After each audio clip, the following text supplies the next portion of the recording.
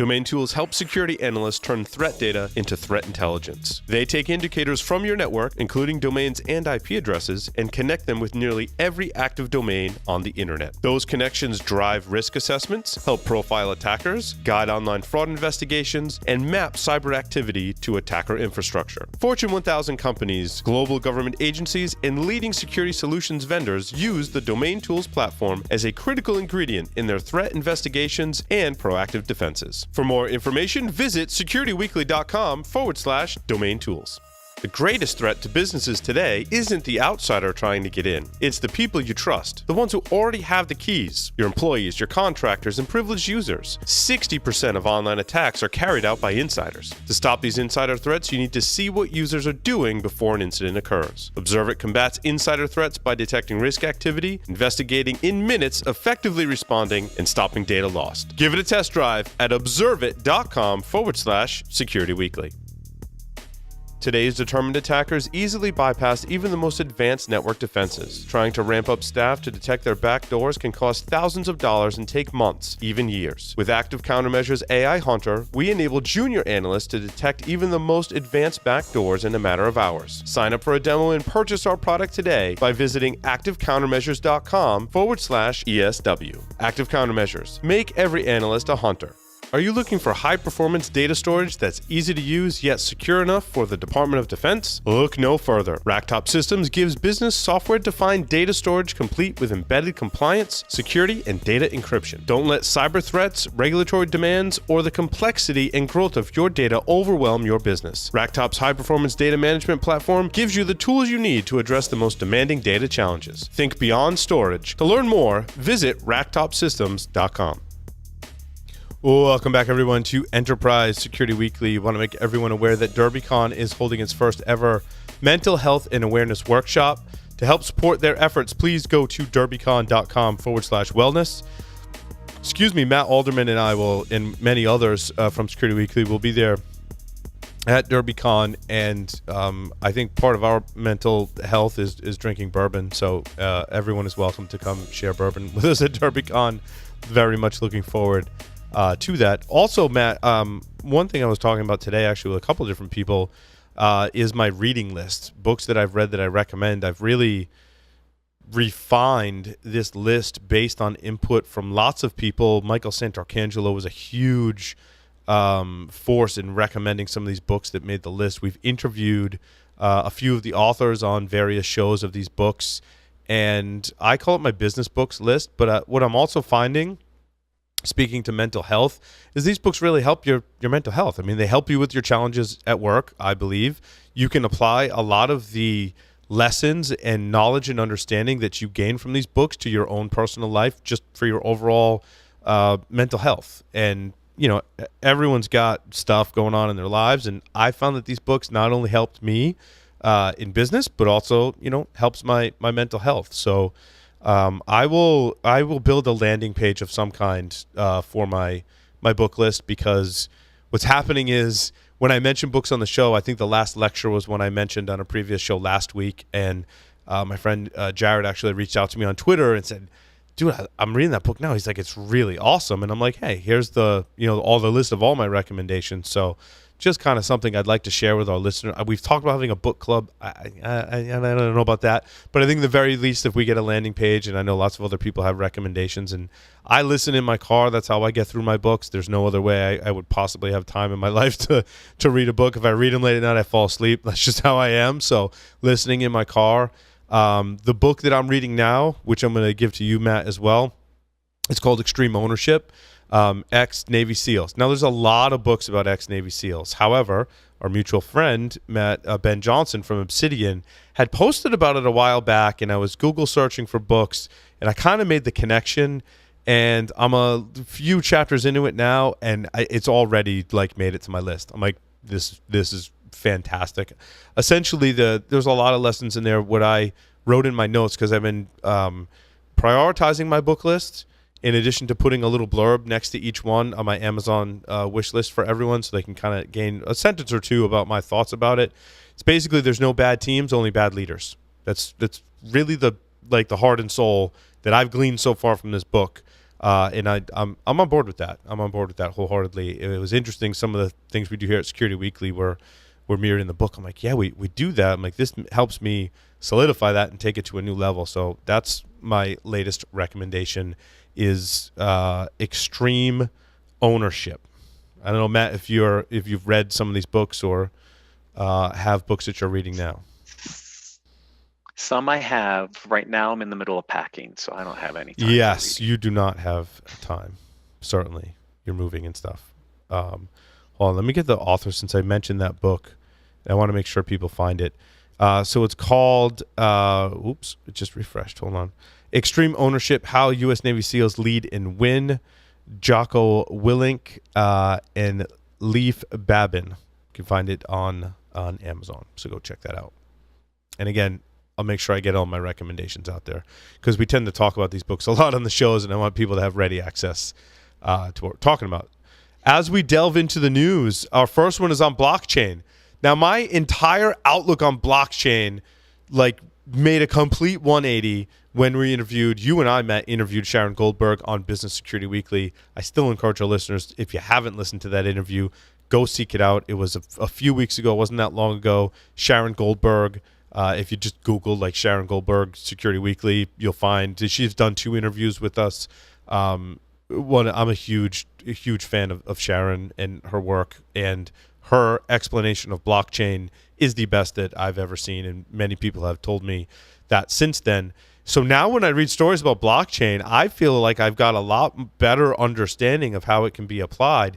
And there is a company called Device Authority that's implementing blockchain technology to protect critical data, private keys, and resources from unauthorized applications. When you put that in the context of the way Sharon described it, what do you think, Matt? I think the model could work, right?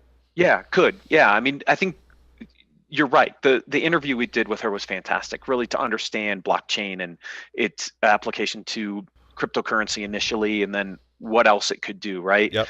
And so as people look to implement blockchain, some of these things like access to keys, et cetera, are going to be important to protect the blockchain itself. Mm-hmm. So yeah, I think this is really interesting. I'm still waiting to see how some of these use cases in blockchain from a security perspective play out.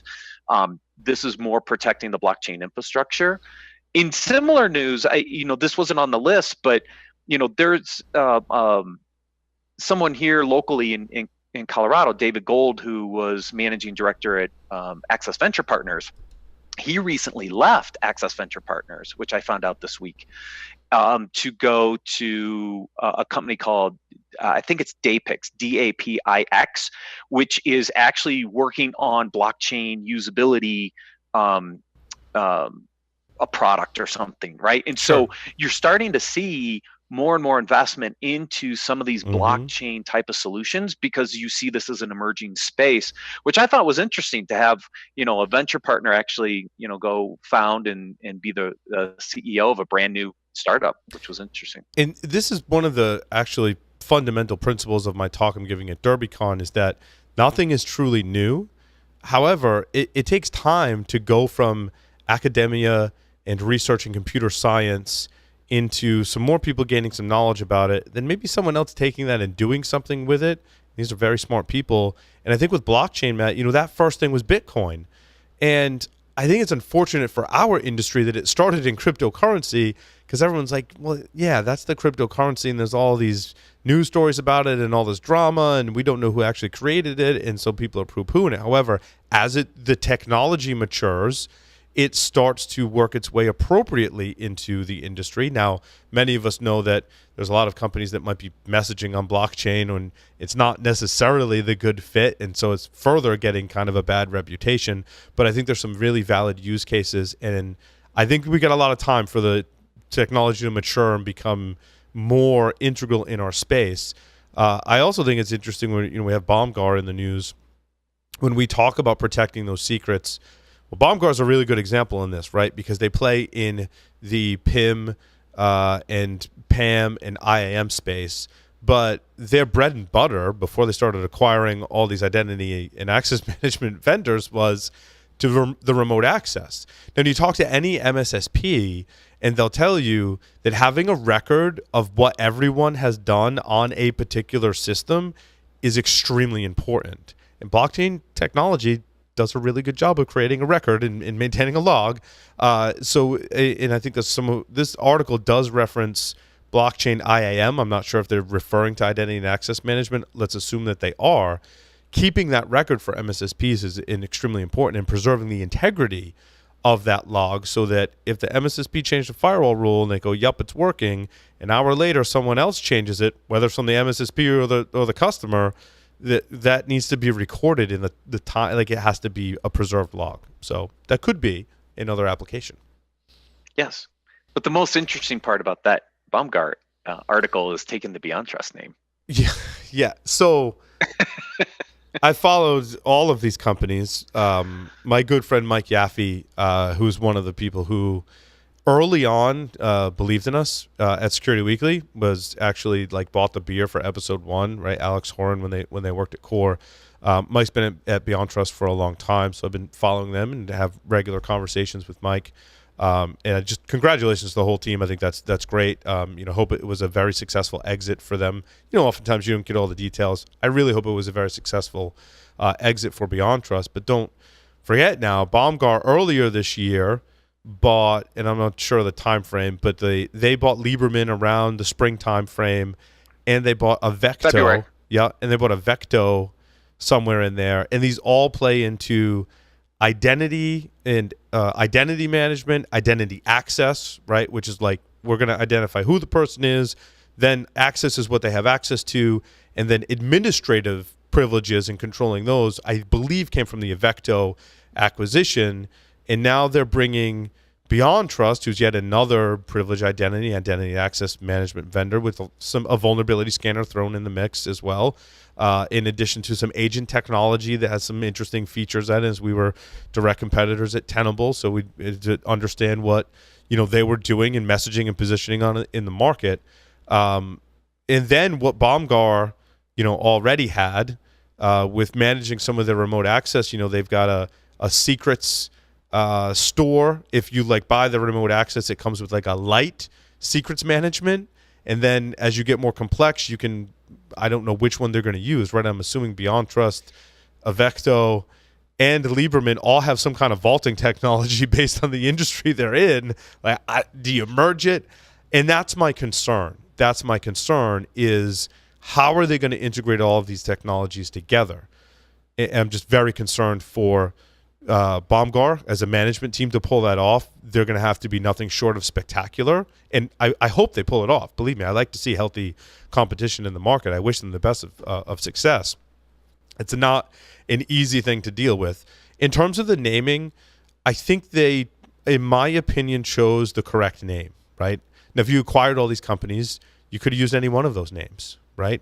I think the Lieberman name was tied to Phil and his wife, were two very, very nice people. I have a huge amount of respect. Phil is an awesome person, but that name was tied to him, right? So I think for that reason, when you put all these together, you don't necessarily still want it to be tied to Phil. Nothing against Phil. Again, awesome guy. We've done interviews with Phil in the past. He's very, very smart and very insightful in our industry. So then you look at Avecto. I had never heard of Avecto before, right? So you're not going to choose that name. Bomgar has great name recognition in the remote access management space. If you talk to anyone in IT, most people in IT, they're like, oh yeah, I recognize Bomgar because that's our remote access solution. It's a very good remote access solution, in my opinion. Having done a briefing with them and speaking to their customers, they do that really well. And Matt, it replaces you don't need a VPN. They supersede all of that and have a great interface, even have a lot of controls that can help with Active Directory security, which is a challenge every single one of us has that has Active Directory, is that security challenge. So I think BeyondTrust was the right name. It has trust in the name, and it has good brand recognition, largely due to the founders and marketing executives like Mike Yaffe doing a great job of keeping the brand on the forefront of everyone's brains. So that's my assessment. But it doesn't usually happen this way, right? No, this is a weird one, right? Right. If Bomgar is the acquirer, right? So you're thinking Bomgar is going to try to Mm-hmm. keep that name. In this particular case, BeyondTrust has the better brand when it comes to PAM.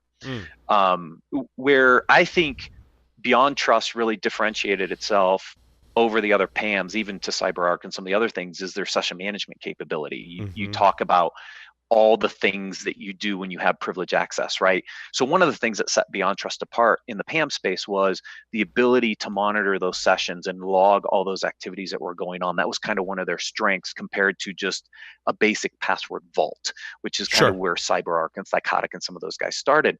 And so you take the BeyondTrust brand, which was strong in PAM, wasn't really strong in vulnerability management, but I think they're going to use the Retina product more as intelligence to help them understand, are there anomalies on the box? Would, additional privileges be required to do certain things?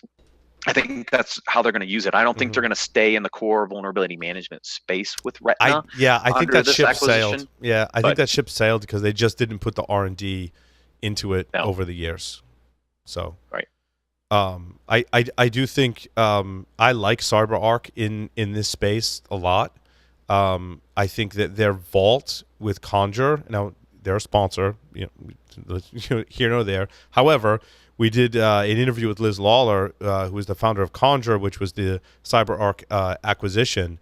And then I've looked into and done some research into vaulting technologies, and I really like especially, Matt, if you're doing DevOps, right? Like Conjure's the major player in that space. I like their features in the market, in their position. So yeah, that was a smart acquisition for them because they needed to play in that space, because in the enterprise space, and they were seeing some competition. Like I said, BeyondTrust and Psychotic and some of these guys were putting inroads there. Sure. The Conjure acquisition was actually really smart. It puts them into the cloud play. It puts them into the DevOps play.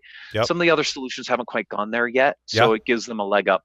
And what I hear from one of my measurements for choosing our sponsors who we work with and making our recommendations is I like to talk to customers or they're using that product, but I also like to talk to pen test teams because I'm like, what slows you down, right? And when you talk about products in this space, they're like, dude, if they've got CyberArk like working like a well-oiled machine, right? It takes effort to get any product to work in your network. I mean, let's not, mince words here. It's effort, and there's varying degrees of effort, but they're like, look, if they've got CyberArk, like it can cause some problems for pen test teams. And that's what I like to hear about products that we're endorsing in any capacity. So, all righty. What else we got? This was a pretty fun week. I have to say that, Matt. Had a lot of fun stuff to talk about. Yeah, stuff that's relevant to things we've talked about in the past. So sure. Good. Episode 96 of Business Security Weekly was the Sharon Goldberg interview. Thank you, Johnny. So, Matt, do you see Yubico in the enterprise space? I don't really either. This is one of my biggest weaknesses, by the way, is the encryption side of the house. Yeah. This is when I took my CISSP, that's the section I bombed. Sure. So encryption has never been one of my strong suits. But no, I've never seen Yubico. So, they're kind of new to me. I know what they do. They're doing hardware second factor tokens for multi-factor authentication. Yeah. Sure. And there's some interesting features. My guess is certain industries need it, but I don't see them that often personally. I mean, do you still see the RSA two-factor? I guess not. Yeah. Duo really Duo really put a dent in that business. It did. I mean, there's, RSA with the soft token, originally the hard token, then the soft token, Duo, but Google Authenticator. I mean, that's what I use primarily. All my accounts are Google based, so I use Google Authenticator. What I struggle with, and I need to research though, is when I get a new phone, how I carry over my Authenticator. That's been hugely problematic for me, and I'm doing something wrong. Yeah, I'm not. I haven't fully figured out how to resync it because I use Yubico. I mean, I'll give them an endorsement, right? I've got one right here that I just used to log on my laptop before the show. So I really like having, from a security perspective, having that physical second factor is just huge for me. I mean, we've talked about that ad nauseum on other shows. I like that physical second factor for a lot of a lot of reasons, especially if you have higher value assets and you may not know that you have a higher value asset. For example, if you've got a 3-character Twitter handle, you could be targeted. And I've read articles where people that aren't, I mean, they might be a journalist, they might be a blogger, they might, I don't know, they could have an insurance company, like whatever it is. The common denominator is you got a 3-character Twitter handle. So what they're doing is password spraying and all these techniques. They're calling up your cell phone provider after some OS int. They're getting your number changed to their cellular device. So they're switching the number, the SIM card that your number is attached to, and they're executing attacks against your passwords.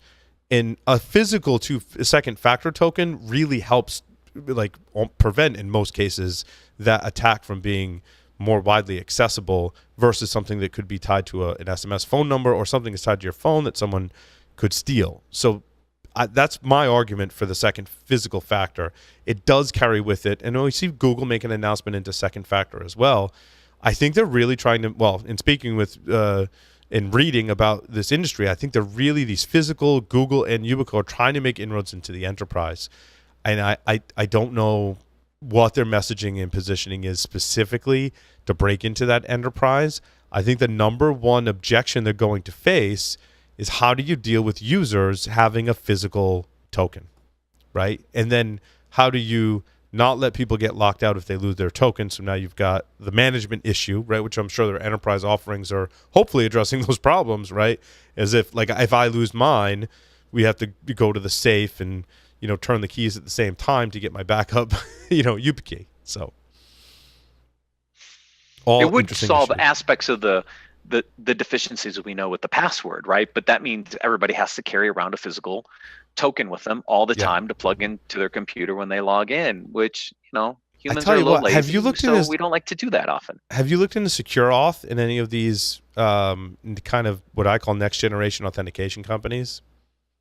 I've looked at a couple of them. You know, I tracked them a little bit. It's an interesting space where, you know, there's going to be, I think, continued improvements there with authentication mechanisms. So there's, you know, there's startups in this area like CallSign and others that are. We interviewed a startup really looking in that space. I've done briefings with SecureAuth. I like their technology. I like the premise of it because it directly addresses that issue of crap, I lost my password, and crap, I lost my second factor, right? Because it is, I'll be in my office and then I don't have it in the studio, and then I'll be in my office downstairs at my house and my bag's upstairs, and I'm tiptoeing not to wake up anyone in my house to get my second factor token, right? It directly addresses those issues by basically incorporating some telemetry from various sources, how I hold my phone, how I type, what Wi-Fi access points am I connected to, what Bluetooth devices am I connected to, what location am I in. If a lot of those factors match up, I don't even need to enter my password. I think that's the future, Matt. I think that's why the Yubicos and Google second factor physical tokens could struggle, because I really think that user telemetry as part of your authentication is the future in the marketplace for the enterprise anyway, right? I think on the individual side, you're gonna get a second factor, right? On the enterprise, I think it's that telemetry. Yeah, and that's why you're seeing these new startups continue to emerge in the space, is because I think that is a way to address some of the issues we've had in the enterprise. Absolutely. It's too hard otherwise, I think. You know, two-factor tokens and hardware fobs and key fobs and stuff is just it's a pain. Yeah. There was an announcement from Attivo that they're bringing cybersecurity deception to containers and serverless. Let me see if I got my market analysis right. Attivo's announcing this to catch up with some of their competitors, in my assessment. And I haven't done detailed briefings with these companies in this space. However, my understanding is Attivo's playing catch-up here to the other players in the space. They have some of this technology. Calvio is a smaller player, but has that container-based layer 2 tunnel that can put containers on your network and use that as part of deception. TrapX has a way to accomplish this as well and be really agile in the way that it can deploy deception on your network. You've got Symmetria also playing in this space, and Attivo. in all four of those companies, Matt, were originally founded in Israel. Those are all Israeli-based startups, which I find the other one kind is of fascinating. Elusive, Thank the other you. one. And I think Yeah, they're Elusive. Israeli-based as well. Yeah, they are. And Elusive was kind of the original kind of leader in the space. Attivo has really picked up. They got a round from ForcePoint. Now ForcePoint. I keep wanting to go Trident Cyber. I haven't gotten used to the new name. But ForcePoint put a round into them. This is obviously where they're investing some of their money to catch up on some of these features. But they've done really well in the enterprise, I think, in building out their brand and recognition and starting to really, kind of put themselves in a leader position. These were some of the features that they needed, especially, we just talked about this, right? The proliferation of containers and serverless infrastructure and all this stuff in the cloud.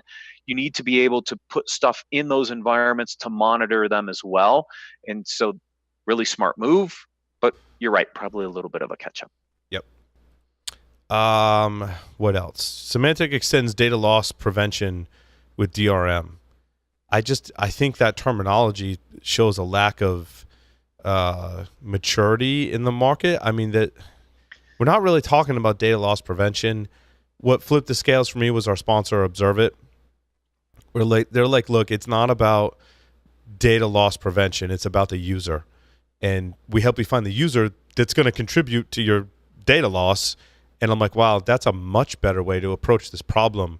And they've got a solid solution in the market. So now when I see the data loss prevention, even if you're putting DRM in it, this actually ties into some deception as well, right? Because how do you track documents that might be leaving your company?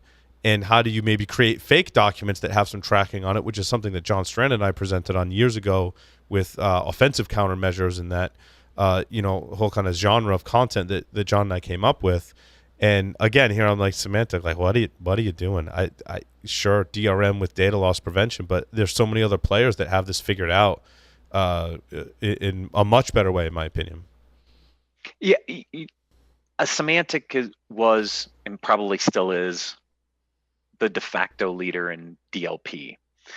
But is DLP really the right solution? Is it all about data loss prevention, right? My belief when we were doing this research at Tenable, and still pretty much is today, is, look, if we encrypted all the data, it didn't really matter where the data was. And what they're trying to do now is to put some data rights management capabilities here to say, look, when certain types of data leave, we can encrypt it and therefore have some protections on it when it leaves the environment. Sure.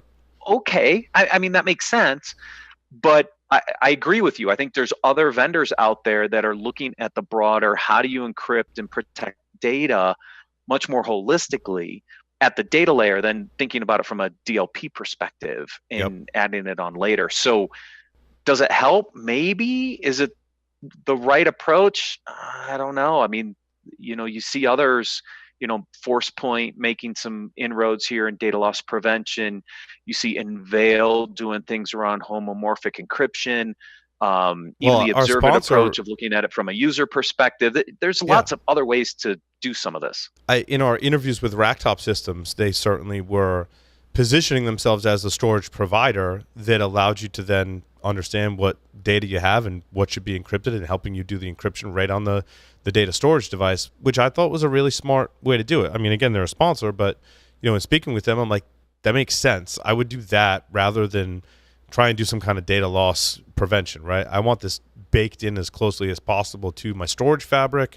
I want this baked in as closely possible to my Active Directory, right? I want to use a Stealth Bits, or what is their competitor, this public company? Vera. I get the V's I get confused with, Matt. It's the V's that trip me up.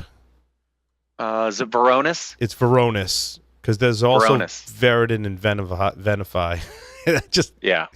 If you're out there shopping with the V's, you got to make some notes for yourself out there, because they get confused. Yeah. So understanding what users you have, what data you have, who should have access to what, applying those policies across an Active Directory forest that has 10,000, 20,000, or 200,000 users, or anywhere in between, is a next to impossible task in my assessment to do without some help from some of these vendors. Agreed. Alrighty. What else we got? Can we cover? Well, we talked about Rapid7 briefly. We did. In the previous segment. Yeah, this is exciting. As I said, Rapid7 was really early acquirer of SOAR technology before it got really hot in our industry, and it's taken some time to build it into the system. However, I evaluated, it was Command that Rapid7 bought.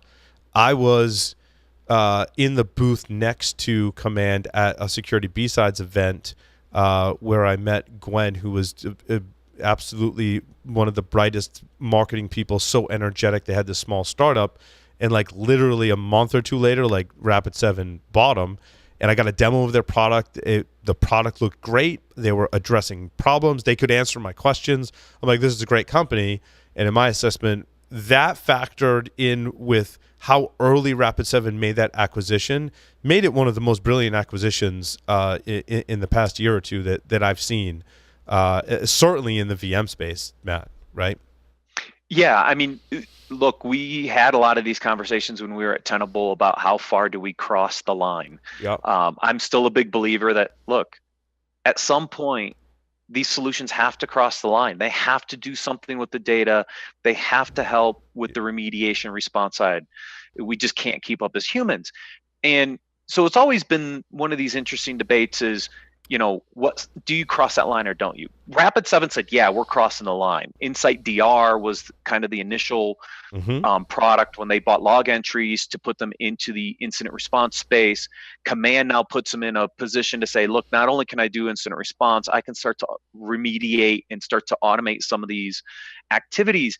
I think it's really smart for them because it gives them a really broad set of capabilities from Metasploit to vulnerability detection, to application vulnerability information, to log analysis with log entries and InsightDR, all the way through to the response side. Yeah. It puts them in a position that is different than the other VM players. What was there? They had a product that was doing some type of threat intelligence and threat analysis that they rolled into the Insight product portfolio. I can't even remember what the original name was that. We looked at it. It was, something... user insight, something with user. There was a user component there. It was user and insight? They also had a mobile component. Yeah, and they developed that technology in-house, and it was like appliance you dropped off, and then it collected all your DNS data, DHCP logs, sent that up to the cloud, and the customer response when I talked to customers who use it, they're like, there's like virtually no false positives. It's easy to tune and maintain, and it tells me stuff that I care about. And so they've rolled that in there. Plus, their unified agent. Rapid7's a sponsor, just so everyone knows. But their unified agent, I mean, that was something that I had only hoped from other vendors in the vulnerability management space, and not something that's easy to do.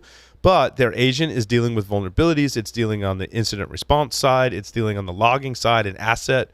It's a full functioning agent that includes all of that technology. I think the decisions and strategy that Rapid7 has implemented in the past 2 years has been extremely smart. Yeah, I think the only one that's done also a good job on their unified agent is Qualys. The Qualys Cloud Agent is actually does a lot of stuff too. It does vulnerability management, does configuration.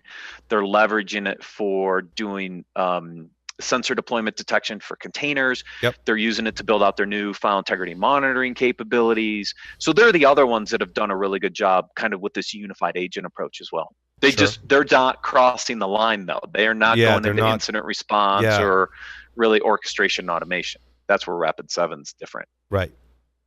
I think there's a pretty clear delineation between the three today, Matt. I think when you and I were working in the space, there was less of a delineation. In the past few years, there's really been like some major differentiators between the three major players in vulnerability management, which makes it more exciting, I think, for us, right? Because you can really kind of choose your solution that is best for you based on their now pretty major differentiators.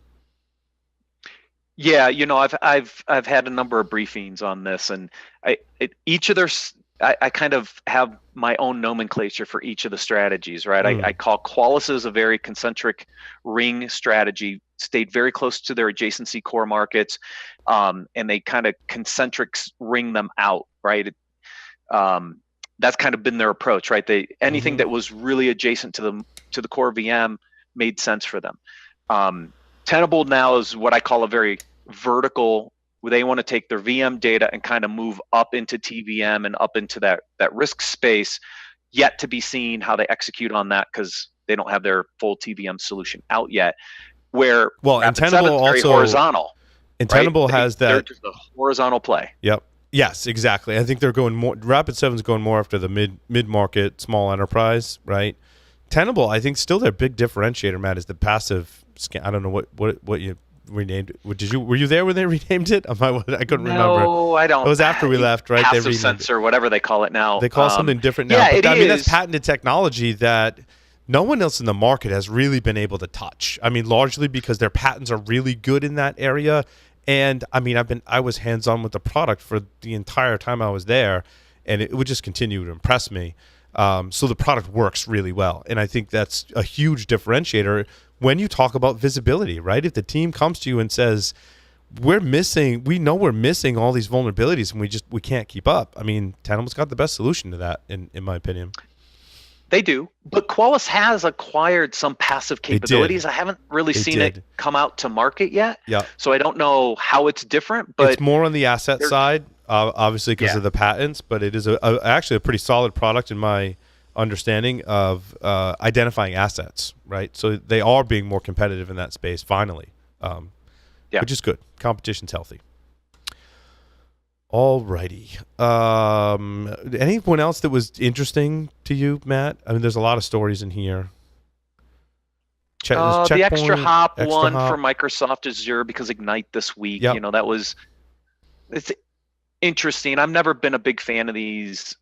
They used to be very appliance based. It looks like they're not doing that now. But what they've done is they've really integrated in with the virtual taps within Azure to do network traffic analysis. There's other players in this space that do it differently, like ProtectWise. You have RSA's NetWitness product, etc. So interesting. Obviously timed with the Ignite event this week. Yeah. So that was some interesting news. I think you're going to see a lot of announcements based on. I'm surprised we probably had one or two, but I think that anytime like Microsoft has theirs and Google has theirs and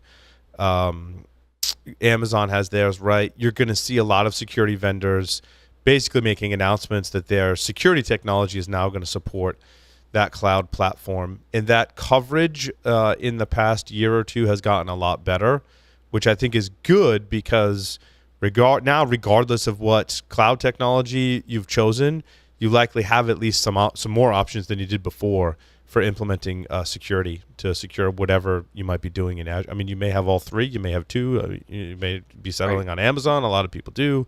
There's a lot, of course, that Amazon's the most feature-rich cloud platform, of course, but Azure's really good from what people tell me, and does some pretty amazing things. The Google Cloud, I don't know, people talk about it like it's cute and stuff, but like it hasn't really grown up yet. So that's my assessment. Oh, we could have a whole show on that. But so Ping Identity did something similar, right? They're supporting two-factor authentication to Microsoft Azure AD, right? Again, because Ignite this week, you're seeing a couple of these supported announcements. Did you cover? Yeah, someday I we could go into the three cloud providers and talk about. We covered the Duo acquisition by Cisco. Like I wasn't on that show. I think 2.35 billion.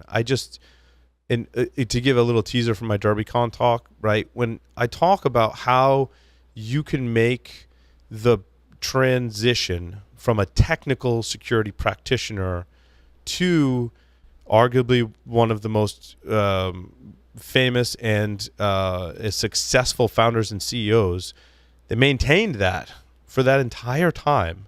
It didn't hire off another CEO. And not only that, that's one of the more successful exits that it has happened in our space. Do you agree with that, Matt? I mean, a multi-billion-dollar acquisition by Cisco at that stage, that doesn't happen every year even, does it? Maybe once a year we see a big acquisition like that? Maybe. A multi-billion-dollar acquisition, those are big. And, my hat's off to Doug for what he did. Not only did he have superior technology, his customer service, people just loved Duo. Yep. I mean, it was all about how easy it was to use and just the rave reviews on the company itself. And I mean, Yeah. that's hard for a security technical practitioner sometimes to make that transition and really understand the customer focus, the culture, driving a business model that was just extremely successful. Hats off to him and the whole team. Yeah, like if we had an awards kind of thing that we would do, right? Like Doug would be winning some kind of award for his accomplishments. I mean, that's how significant it was, and it took me some time to really study that whole acquisition. So, but the reason I mentioned that is their Ping identity is kind of are they competitors, or are they more on the Okta competitor side with Ping? Ping's more the federated identity play, right? And so they work closely with Okta and CyberArk. They're actually Ping, CyberArk, and Okta are actually doing a road show together, going around to different cities around the U.S. They really work well together. Gotcha.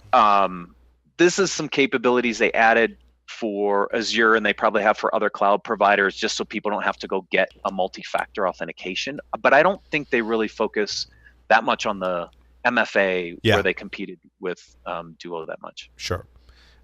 Just a note. One of our sponsors for Paul Security Weekly is DigiCert. We interviewed someone from DigiCert on that show. Wow, I can't even remember his name now. Mike Amati. Thank you. Johnny Place is on the spot with that one. And they just partnered with Gemalto, and basically their message here is they're working on Quantum-Safe Encryption.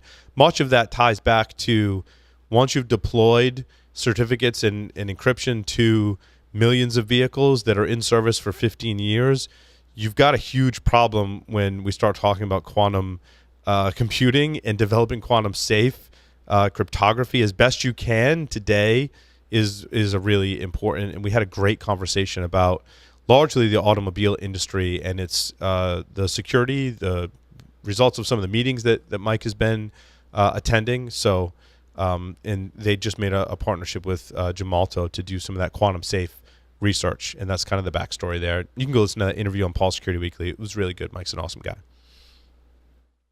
Cool. And with that, that will conclude this episode of Enterprise Security Weekly. Thank you, Matt, so much, and thank you everyone for listening and watching this edition. We'll see you next time.